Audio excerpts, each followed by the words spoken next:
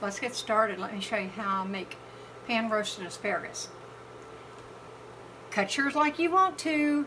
A lot of people, oh, just cut it right above where the snap, it naturally snaps. Okay, I don't roll like that. I prefer tips. That's the way I've always been, and this is the way I do it. Do yours like you want to. This is how I do it. Now what's in here? Everybody seems to want to use olive oil.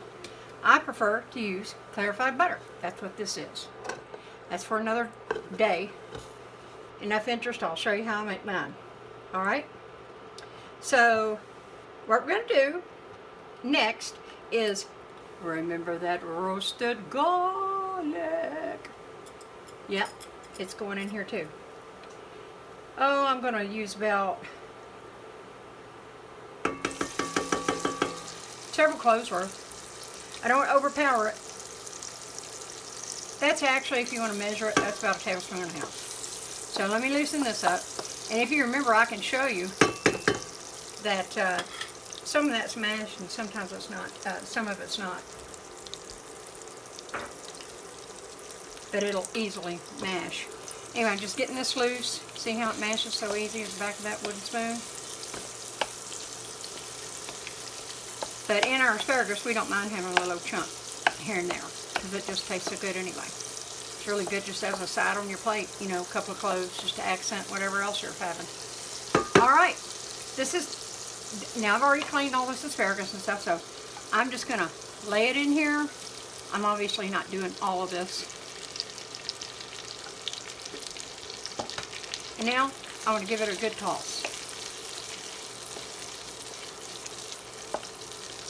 I tried to get a pan. I should have probably chosen a different pan, and I didn't know. So I'm gonna make this work. Try to get something y'all can see good. All right, now I'm gonna come in, and I'm gonna add. This time I'm just gonna use my little grinder. I'm adding a little salt. You can use regular table salt. Be fine. I just have that pink Himalayan grinder sitting right there. I'm gonna come back in. I add some pepper. You can leave that off. It's all to your liking, folks. I'll keep tossing this.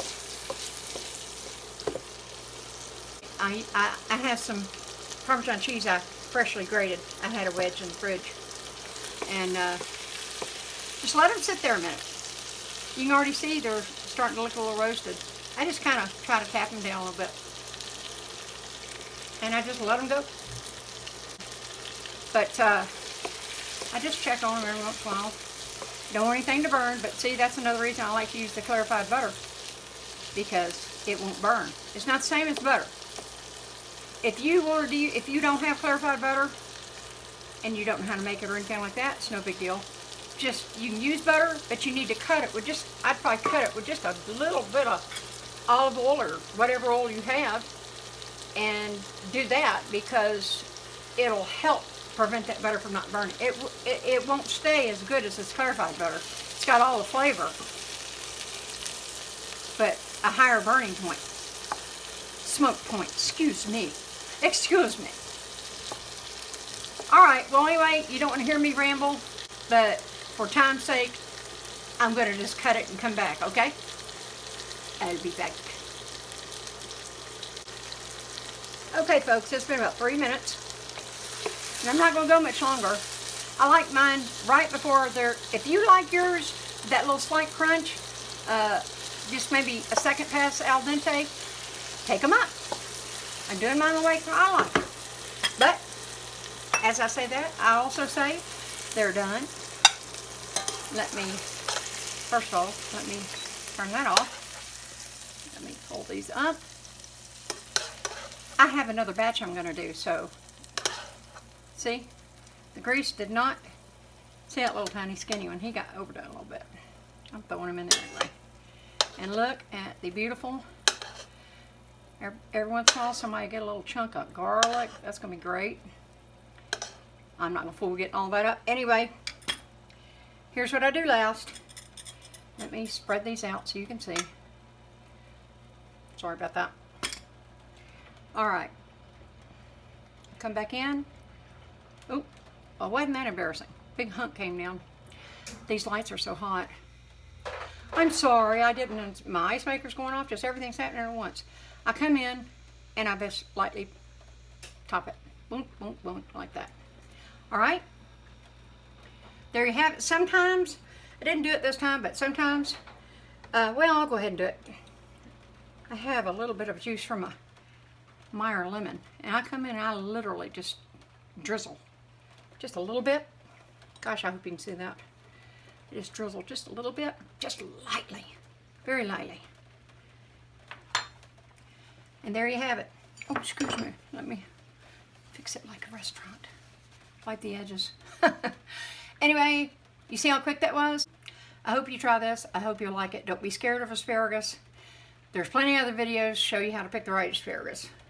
I'm just trying to show you a quick weeknight, tasty.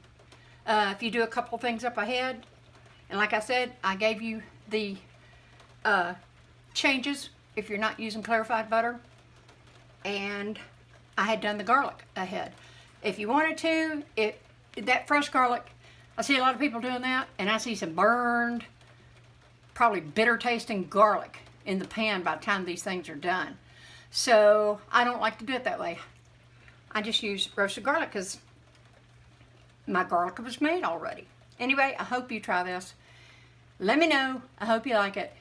I'm not Paula Deen. I've never been to culinary school. I'm a regular mama. Well, a couple of my kids are, they're grown. They're young men now. But, if you know my history, then I come from a family of folks who love to cook. I'm not the originator. It's just, my parents, this is not something I grew up eating. Like this exactly, the way I did it. But anyway, been doing it this way for about 30 years. Okay, I'll see you next time. Bye.